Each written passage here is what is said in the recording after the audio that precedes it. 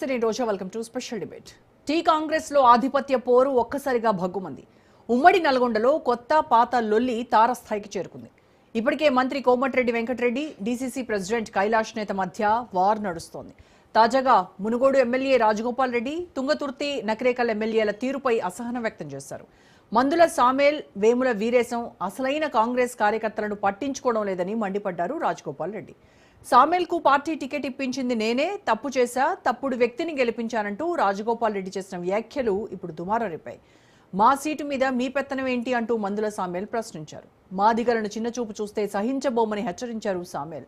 ఒక్క ఉమ్మడి నల్గొండ జిల్లానే కాదు, రాష్ట్ర వ్యాప్తంగా ఇదే సీన్. ఒరిజినల్ కాంగ్రెస్ వర్సెస్ వలస కాంగ్రెస్ నేతల మధ్య కోల్డ్ వార్ నడుస్తోంది.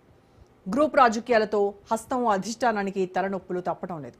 పాత కాంగ్రెస్ కార్యకర్తలకు అన్యాయం జరుగుతోందా? ఆయారాం గయారాంల పెత్తనం నడుస్తోందా? రాజగోపాల్ రెడ్డి దళిత ఎమ్మెల్యేలను టార్గెట్ చేశారా? ఎమ్మెల్యే మందుల సామేల్ ఆరోపణలో నిజమెంత? బీసీ నాయకుడిని వెంకటరెడ్డి అవమానిస్తున్నారా?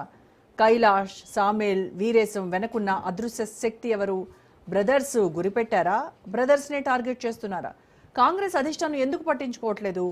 హస్తవ్యస్తంపై ఇవాల్టి స్పెషల్ డిబేట్.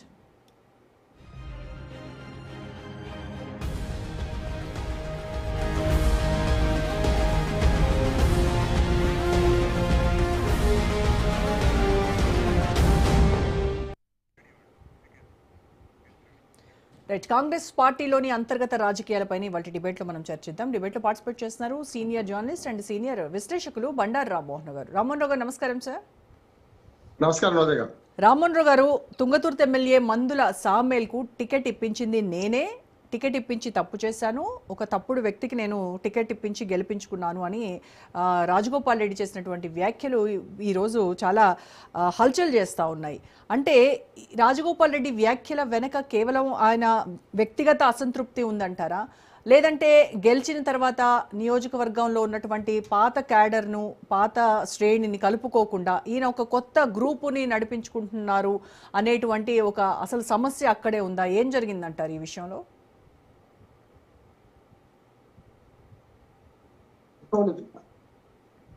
నమస్కారం రోజా గారు. మీరు అడిగిన ప్రశ్నకి ఏంటంటే స్వయంకృత అపరాధం అంటున్నాను నేను రాజగోపాల్ రెడ్డి గారు.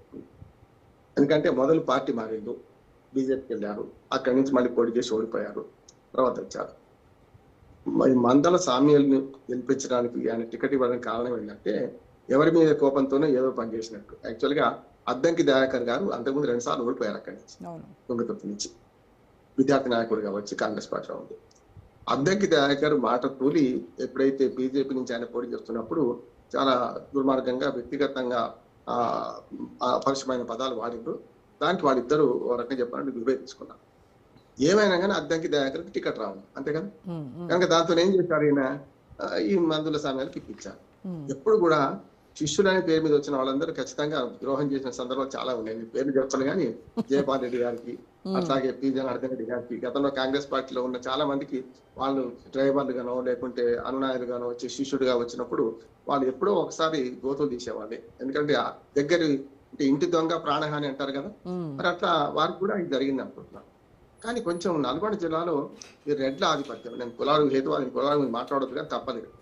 ఈ రెడ్ల ఆధిపత్యం ఎంత పోయిందంటే మొత్తం రాష్ట్రం అంతా ఒక ఎత్తు, నల్గొండ జిల్లా రెడ్లది ఒక ఎత్తు. కనుక నల్గొండ జిల్లాలో రెడ్లు వర్సెస్ బీసీలు లేకపోతే ఎస్సీలు మొదటి నుంచి జరుగుతుంది, కొత్తది కూడా కదా. ఉపనతుల పురుషోత్తం రెడ్డి గారి నుంచి మొదలు పెడితే వారి నుంచి అంటే వారేం ద్రోహం చేసి చనిపోయారు కానీ వారి గురించి తప్పు మాట్లాడతలేను. అప్పటి నుంచి అంటే ఆనాటి సీనియర్ నాయకుడి నుంచి మొదటి జానారెడ్డి గారు ఉన్నారు. ఇట్లా చూసుకుంటే అందరి సంగతి చూసుకుంటే అక్కడ 2-3 వర్గాలుగా ఉంటున్నాయి. రెడ్లంతా ఒక వర్గం, వాళ్ళు విభేదించుకుంటారు, వాళ్ళు కలిసిపోతారు ఎలక్షన్కి వచ్చిన తర్వాత. ఇటు బీసీలు ఇంకోటి ఎస్సీలు అన్యాయం అయిపోతున్నారనే మాట ఒకటి ఉన్నది. కానీ మన గతంలో మనకు 14 నియోజకవర్గాలు ఉంటే మన 13కి అయినాయి. నల్గొండ జిల్లాలో ఈ నియోజకవర్గాలలో అన్ని కాంబినేషన్లు ఉన్నాయి. ఎస్సీ సీట్లు ఉన్నాయి, బీసీలకు సీట్లు లేకుండా బీసీలకు టికెట్ ఇస్తున్నారు. ఈ పక్కన రేట్లకు ఆధిపత్యం. మన మంత్రివర్గంలో కూడా మొదటి నుంచి నల్గొండ జిల్లా ప్రత్యేకత. చూడండి, ఉద్యోగాలలో కానీ లేకపోతే మంత్రివర్గంలో కానీ దేశమంతా ఎస్ఐ చూడండి, రాష్ట్రంలో చాలా మంది నల్గొండ జిల్లా నుంచి ఉంటారు ఉద్యోగార్థులు కూడా. అంటే ఆ తీరు వేరుగా ఉంటుంది. కనుక రాజకీయాలకు వస్తే అటు రాజగోపాల్ రెడ్డి, వెంకటరెడ్డి మా ఇద్దరం అన్నదమ్ములకు తెలియదా వాళ్ళకు మంత్రివర్గం నాకు ఏం స్థానం ఇస్తలేరు అనే మాట వచ్చింది కదా. కనుక ఒక్క మంత్రుల సామ్యాలు అనడం కాదు, ఇవాళ ముఖ్యమంత్రిని ప్రధానంగా ముఖ్యమంత్రిని పట్టుకొని చాలా మాటలు మాట్లాడారు. ఇప్పుడు ఏమవుతుందంటే పేదవాడు తప్పు చేస్తేనే మాకు శిక్షలు అనుభవించాల్సి వస్తుంది. ఇందులోనే ఉన్న కాంగ్రెస్ పార్టీలో దానికి అద్దంకి దయాకర్ మీద అనేకమైన చర్యలకు పూనుకోగానే మరి పిలిపించడం మాట్లాడడం చూసింది కదా. అట్లాగే బీసీ నాయకులు ఏదైనా కొంచెం పొరపాటు మాట్లాడి పిలిపిస్తున్నారు కదా. మరి కోమటిరెడ్డి వెంకటరెడ్డి గారు కానీ కోమటిరెడ్డి రాజగోపాల్ రెడ్డి గారు కానీ ముఖ్యమంత్రి గురించి, ముఖ్యమంత్రి కాకముందు పిసిసి అధ్యక్షుడిగా ఉన్న రేవంత్ రెడ్డి గారి గురించి, ఉదాహరణకు సోనియా గాంధీ, రాహుల్ గాంధీ మీద కూడా 100 కోట్లు నువ్వు ఇచ్చి పిసిసి ప్రెసిడెంట్ అయినావంటే ఎవరు తీసుకున్నట్లు లెక్క? ఇటువంటి మాటలు మాట్లాడుతున్నా కూడా వీళ్ళ మీద ఏం చర్య రీసెంట్ లేవు. గా కత్తి వెంకట స్వామి చేసినటువంటి వ్యాఖ్యలపై ఆయన పైన కూడా క్రమశిక్షణ చర్యలు తీసుకున్నారు కదా. అవును, కత్తి వెంకటస్వామి గారు కూడా పార్టీకి అతీతంగా ఏం మాట్లాడలేకపోతే తప్పును ఒప్పుకున్నాడు. తప్పేమైతుంది అంటున్నాను నేను చాలా.